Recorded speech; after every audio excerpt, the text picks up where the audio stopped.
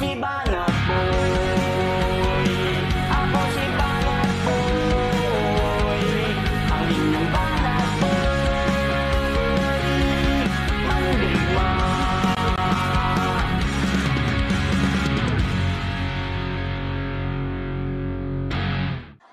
Right, anytime, somebody will ask you. Right. But she makes a distinction that she is not the spokesperson. Ayaw daw ni Presidente ng Ay, spokesperson. nakakahiya naman, Corina, kung ang spokes mo ay ganun. Well, she calls herself the Presidential Information Officer or Communications Director. Di ba? Pag information officer ka, data is like your lifeline. Ito ang nakakagulat sa akin. And the data is 482. Goes. These are confirmed by your researchers. No, and even by mainstream Vince. media. Oh, okay. Out of the 8,000 flood control projects, 482 are ghost. Okay. 482. Pero pwede pang tumaas ang numero nun. Oh, kasi Ano ba tanong mo? Ano ba tanong niya ron? Ba't parang medyo binibintangan na nila na hindi alam ni Yusek Claire yung... Kasi, alam nyo kung ano talaga nangyari doon, no? According to Attorney Claire. And yun din naman talaga. Kasi, in-interview na si Attorney Claire.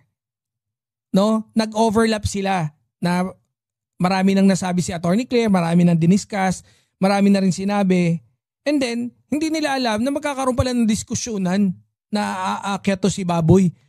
Ang hindi ko lang alam, bakit in-interview ni Corina na ang topic, yan pala yung topic. Banata si Attorney Claire. Tapos ang title, sumobra ba si Aimee versus PBBM? Ito talagang talagang matinding clickbaitan to eh. No? Antindi mang clickbait na ito. Walang yato. May mga ganyan talagang tao eh. No? Pero what can we do? Yan yung trip niya eh.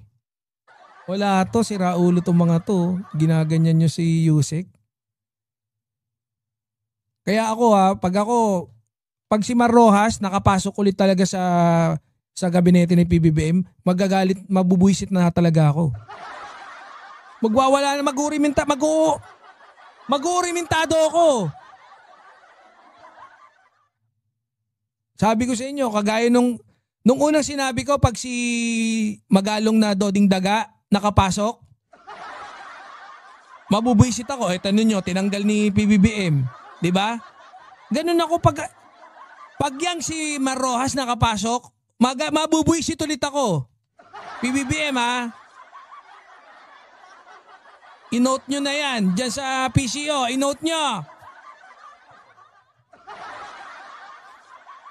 Walang yatong baboy na to. Pinayagan ni Corina eh. Pinayagan eh, no? Wala. Oh. Kailangan man natin alam ilang 8,000 ba yan talaga. Okay. So there should be at least 482 charges. Supposedly, di ba? It's commonsensical that if it's ghost. Ano ba to? INC ba si Corina? Mapagmahal din sa kapatid dyan. You readily file. Right. Okay. Headline. Senator Aimee Marcos in the Iglesia ni Cristo protest rally. Ako, yung initial impression ko is, ang linis-linis na nung messaging. Ng lahat ha? Ulul! Gago. Tanga! Sino mga nagsalita ron? Sino nagsalita sa INC? Si Marco Beta. Diba? Yun pa lang eh. Si Marcoleta nga eh. Diba? Talagang destabilization ng datingan eh. Oh. Si Marco Beta, pag-akyat niya pa lang doon, yung mukha pa lang niya kahit di niya siya magsalita, pandistab na eh. Tapos sasabihin mo, ang linis-linis. Yung spokesperson ng INC, maganda ba mga pinagsasabi? Saan banda yung malinis? Ayan o, dami nagtatanong dyan.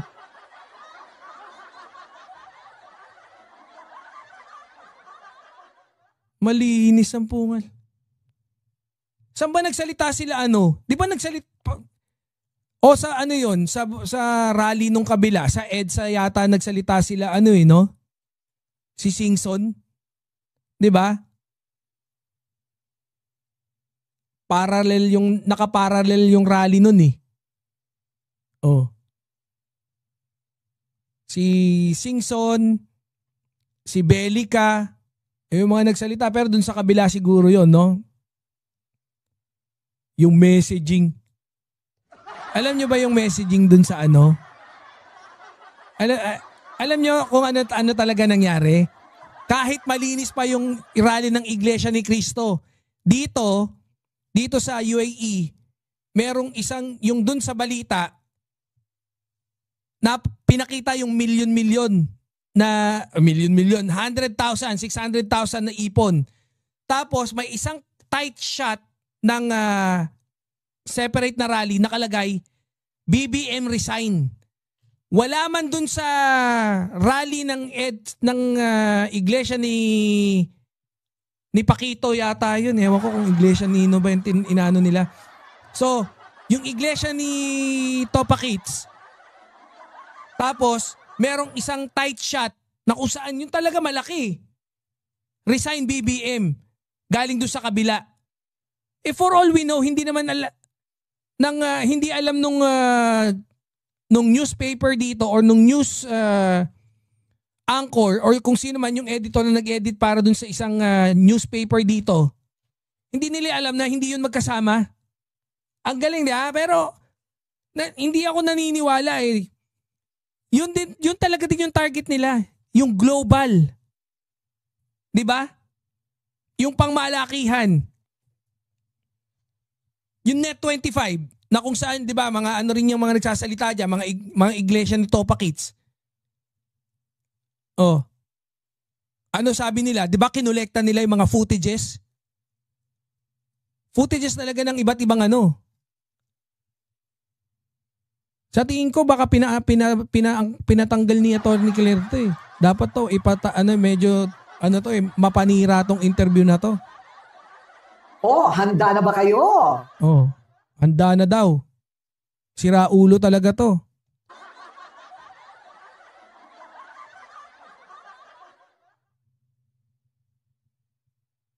Asa na?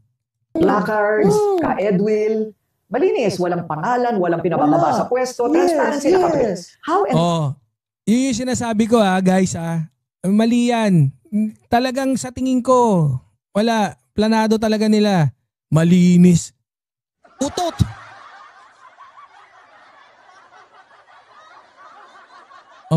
Ano sabi dito? Pasintabi sa mga INC, hindi malinis si Eduardo Manalo. Binaon sa utang ang INC. Ay. May ganon. Kita nyo? Sabi nila malinis daw sila pero di na sila marunong sumunod. Oh, 'di ba? Wala to. Taita ito. Sinungaling. Why was Amy allowed to say? Is Corina Sanchez totoo ba Iglesia ni Cristo? Catholic. Converted to born again. Ayan. Manalo, another Cain.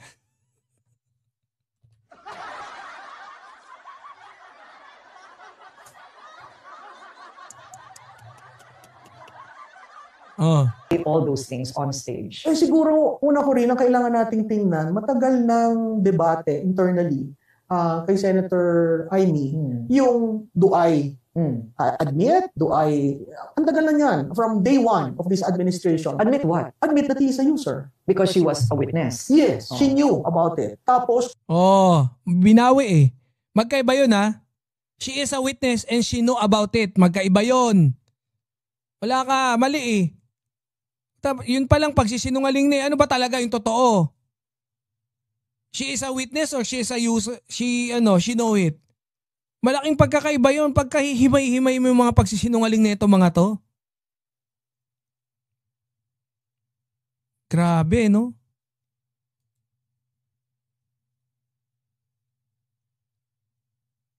INC, Christ is only human and Kamanalo is an angel to them.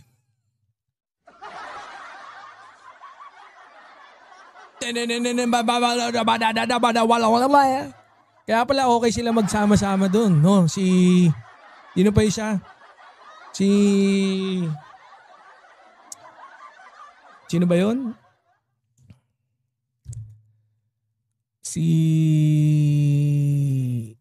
Kibuloy. Yun.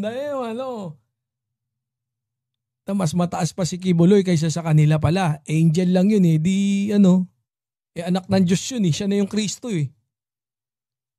Baka yun yung Kristo nila. Ewan ko lang ha.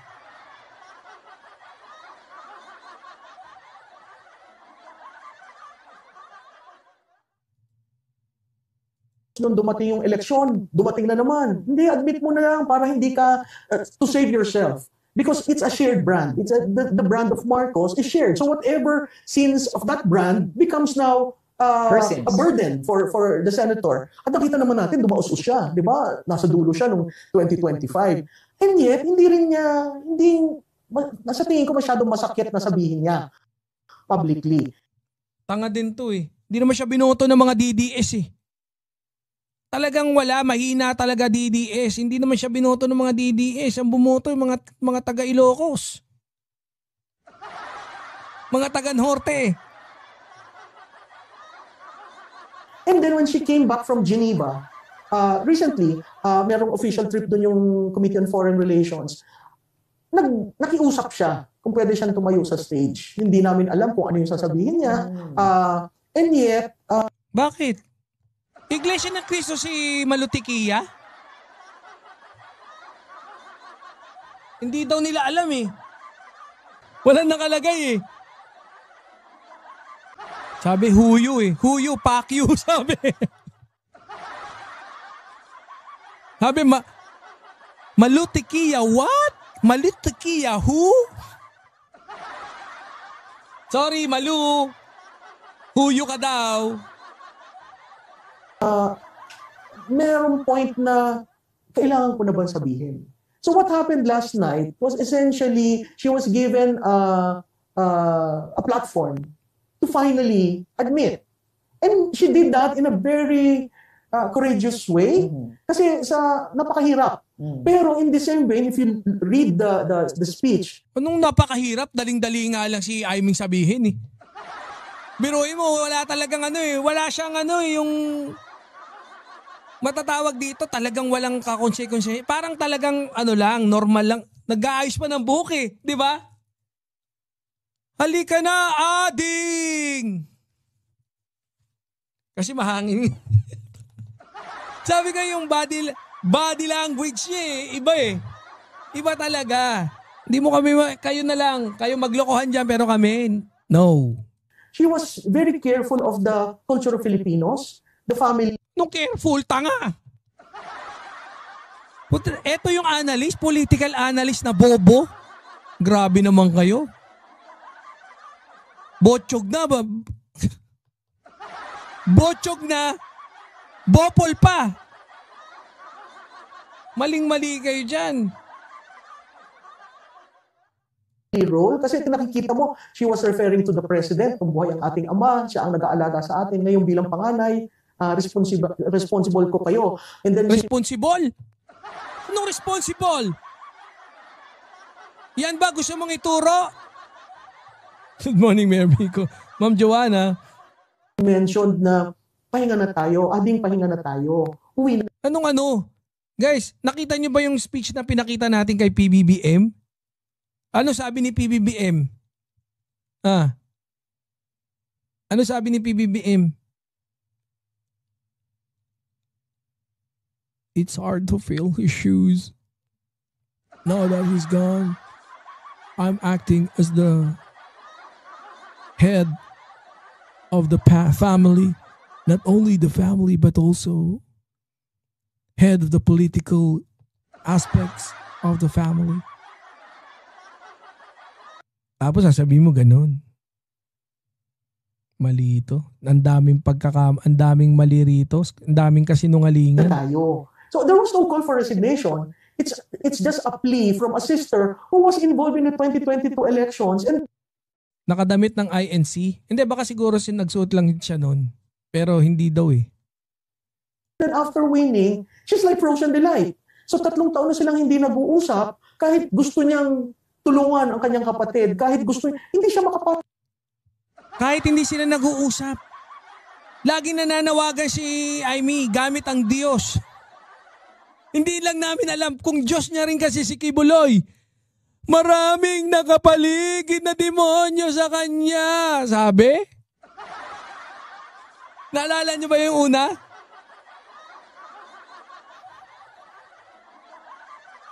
Siya ang nag-outcast sa sarili niya. Walang ibang dapat sisihin kundi siya. Oh, at saka anong problema? Anong pakialam natin kung di sila nag-uusap? Sa totoo lang, wala tayong dapat pakialam dyan. Itong baboy na to. Pasok sa Malacanang. So, I guess it is a realization na ang daming nangyayari. Sasalbahin ko ba? Biruin mo, no? Buwisit talaga to si Aimee. No? Lahat, actually, kung tutusin, ako, kung tatanungin nyo, nabawasan ba tingin ko sa mga Marcos? In general, no? Kay PBBM, sigurado ako hindi. Pero yung sa pamilyang Marcos, parang, kasi in general, kaya naman tayo naging loyalista. Hindi dahil basta-basta lang, dahil gusto natin maging, meron tayong kinabiliban, di ba? Meron tayong kinahangaan. Hindi naman tayo etong si Aimee, panira eh. Buti na lang, hindi daw tunay na Marcos, sabi. Pumayag na eh. Pumayag na bigla eh, no? Correct. Bigger than her family. Yung political ambition niya. O patuloy akong kikimin ko yung sikreto ng alam na pamilya. So I guess she decided na... Hindi. Hindi daw alam ng pamilya. Hindi daw alam ng pamilya. Huwag ka na magpapampam dyan. Sabi nga rin nung napanood nyo ba yon yung parang nila, staff nila? Yung nag-serve ako, 81 years old na ako ngayon. Nag-serve ako kila PBBM. Hindi po totoo yan, ma'am. Ma'am Aimee, parang tatay nyo na rin ako. Inalagaan daw sila eh. Driver yata yun. Tapos, hindi daw, paano mo, mababanaag mo ba? Alam daw ng pamilya. Bugok. At all aspect eh. Paano nagiging, kagaya ng punto de vista ko. Anong edad sila naging magkasama ni PBBM? Na, yung mga pamilya sa Pilipinas, di ba? Pag binata pa, tapos nag-asawa na, pag wala pang anak, minsan pag yung mga middle or yung average, no? Na antas sa pamumuhay, yung mga average, minsan kung wala pa, hindi pa afford yung bahay, nakatira dun eh. Pero pagka kunyari mayaman ka, kahit very close kayo ng pamilya, obligadong may mangungupahan, may pangupa ka, man lang, hihiwalay ka ng bahay eh. Knowingly, based dun sa research natin, si PBBM nakatira sa Forbes. Eto si Aimee Marcos, konting timeline lang hindi ko alam kung na-mention ko yun nung isang araw. Si PBBM, nung umuwi sila ng Pinas, which is 91, pagdating nung 91, si PBBM 93 nakapag-asawa. Okay, 1993. Si Aimee Marcos, nung umuwi ng 1991, actually isang buwan lang yung pagitan eh. Both 1991. I think November si PBBM, December umuwi na rin si Aimee. Or vice versa. Pero yan, November, December. Then afterwards, si Aimee, asawa niya na si Manotok. Okay? Kaya nga sila lumipat. Si Manotok, nung pumunta pa lang sila ng Hawaii, lumipat si Manotok tsaka si Aimee, pumunta na ng Morocco. Okay? Kaya nung pag-uwi nila, kung bakit ko sinasabi ito, gusto nating i-establish kung kailan sila talaga nagkaroon ng pagsasama ng edad nila. So, sa Hawaii, most definitely, kung nandun, buhay pa si Apo Lakay, andun si Madam Imelda, malakas pa, definitely hindi yan yung time na kung saan mag-a-addict si PBBM. Sa school, magkaiba naman sila ng school. Di ba? Si Princeton si kunyari, etong si Amy, di ba? Yan nga yung sinasabi. Hindi nakagraduate doon kasi nga napaghihinalaan na mahaba-baba. Hindi. Kasi, di ba? Yung sabi nga, akala daw ni Apulakay, mukhang hinala niya, nalululong sa droga. Etong si Amy. Oh.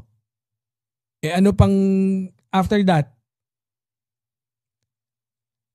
Nung pag-uwi nila ng 91, kasama niya si Manotok, hindi ko alam kung tatlo na yung anak niya, pero I think it was Borgie, si Governor Matthew, and then yung isang attorney na si...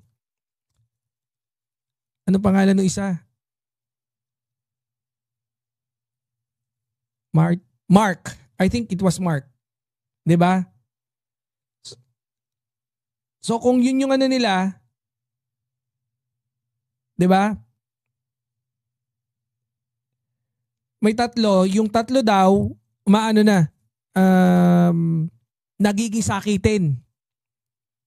Kaya what they did, they flew to Singapore kasi parang hindi ko maalala kung ano sabi ni Ma'am Zen. I think it was Michael. Okay, Michael. Sabi ni Ma'am Janet. Ang alam ko, ang sakitin yata si Borgie. Oh. Yung asawa ni Babalina, nagpakasal siya sa ibang bansa kasi yung ex niya kasal pa sa iba. Check mo. Ano ko na yan, na-discuss ko rin yan. Ma'am Angel, thank you for that. Oh, Baba Black Sheep talaga siya eh. Baba Black Sheep ng pamilya. So, ganun yung ginawa nila. And according to Amy, she stayed there for 6 or 7 years. So bumalik sila rito year 2000 na. Year 2000.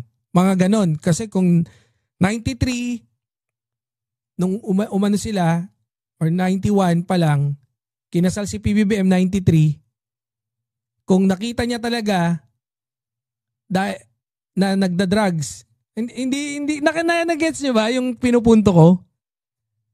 So kung 93 kinasal si PBBM, most probably nakahiwalay sila ng bahay. 'Di ba? 93, I think after 2 years pinanganak si Congressman Sandro na panganay nila. So 95. Hindi nakita niyo ba 'yon? Hindi normal sa mga may kaya na magkakasama dun na especially yung Marcos, si PBBM, may bahay sila sa may bahay sila sa Forbes. Meron silang bahay sa Ilocos. Maraming bahay sa Ilocos. Oh. Tapos si Amy, may bahay sa San Juan. Paano sila, nung pag-uwi niya, kasama niya ulit yung mga anak niya, hindi naman sila magkakaisang bahay lang ulit eh. 'Di ba? Ang point ko kasi ang alam niya daw na nagdodroga is si FL Lisa at saka si PBBM nagja-jamming. And si Congressman Sandro din. 'Di ba? Yan yung sinasabi niya. Tapos sobrang tamad daw si PBBM, 'di ba, sa nung nasa Ilocos pa, nung gobernador, parang ganon. Sobrang tamad daw ni PBBM. Paano nangyari 'yun? 'Di ba yung windmill ni PBBM? Ang daming i-generate na trabaho nun. 32,000 employment ang na-generate nun for Ilocos. And take note lagi nasa politika si PBBM. So nung gobernador nagko-cocaine, ganun. Nung vice governor nagko-cocaine. Nung congressman nagko-cocaine. kailan inayos ni Senator Amy? Paano nangyari? Paano nila, tapos yung kwento niya, nakita niya pa raw yung magtotropa? Ilang taon na si PBBM nun? 40? 40 years old? Magkasama pa kayo sa bahay? Nung 40, tapos kasama niya sila Daza, si Saplag Dameo. Nung kasama niya, nasa bahay nila, paano pumunta ka doon? Tapos pagpunta mo, nakita mo sila nagdodroga. Guys, yung pagdodroga, yung pagkukok, saglit, lalatag lang na gano'n, no? 10 minutes lang yun.